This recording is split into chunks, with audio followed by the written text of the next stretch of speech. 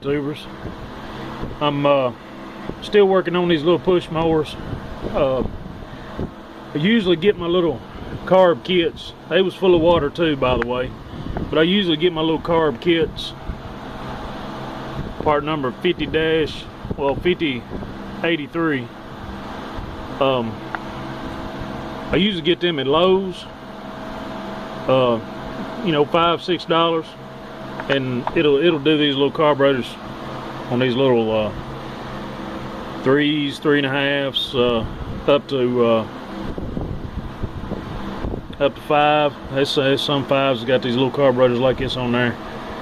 But I was fixing to tear this one down, and I got to thinking I wanted to take it loose and show it to you. I have heard that, you know, draining the gas out of your mower, chainsaw, whatever, you know, it's supposed to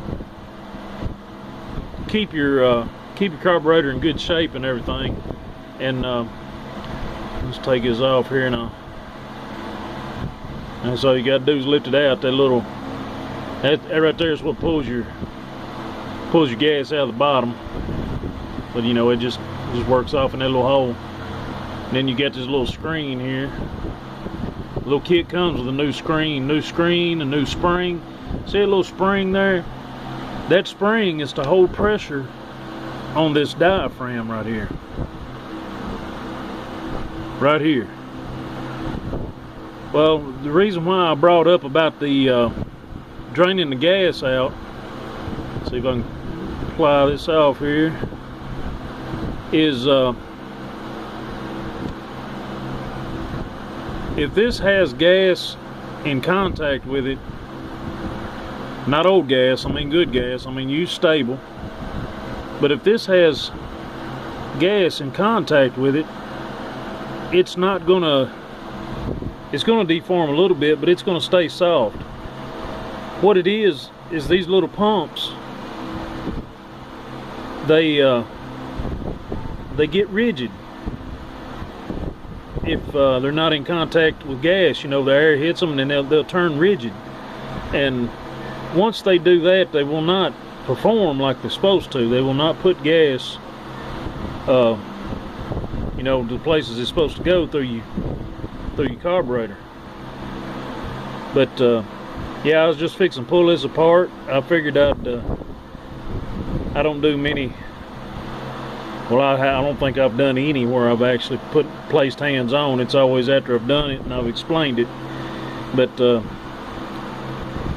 I figured I'd take this one apart and I'd just give y'all a little look-see to it.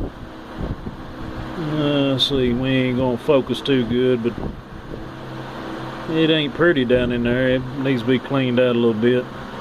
But there's still water in it. I don't know that I can get it's nasty in there. But I mean, keeping these things dry, you know, and keeping good gas in them. I know a lot of people's hating on the ethanol in the gas because there's so much water in the ethanol itself. I can understand. Here, look here, y'all. I found something crawling on my neck here. Yep, a little tick. Ain't that something? That's probably the second one I pulled off of me this year, and I go in the weeds all the time. He probably fell out of one of these old maple trees out here. But I got something for that little feller.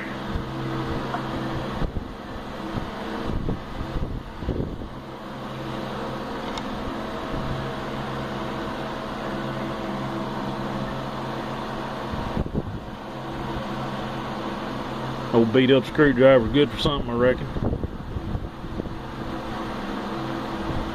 Well, alright then, anyway, like I was saying, you know, I don't do many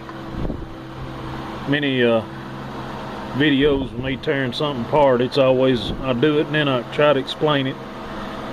But yeah, like I was saying, I don't know how true it is. I've never followed that philosophy of draining my fuel tanks after I get done with something. And I have a few things that I had bought new, and I always run synthetic 2-cycle mix or synthetic oil in the motor, and you know, I still have them. They still run today. I haven't had any problems. I have an old weed eater, $67 weed eater that I bought almost 15 years ago at Walmart. Run nothing but synthetic mix in it. Never drained my fuel out. I mean, it's set with fuel in it all winter long. And as far as maintenance, I've changed the plug and changed the fuel lines. That's all I've ever had to do to it, and it still runs today. But all right, tubers, I'll let y'all get back at it. I just figured I'd throw this on you and show you what these old gaskets look like after they sit in here and dry out. This one here is still kind of soft, but I don't think that little bit of compression coming through the carburetor would be enough to move it to pump gas. But all right, well, I thank you, YouTubers. There you go. There's you another one.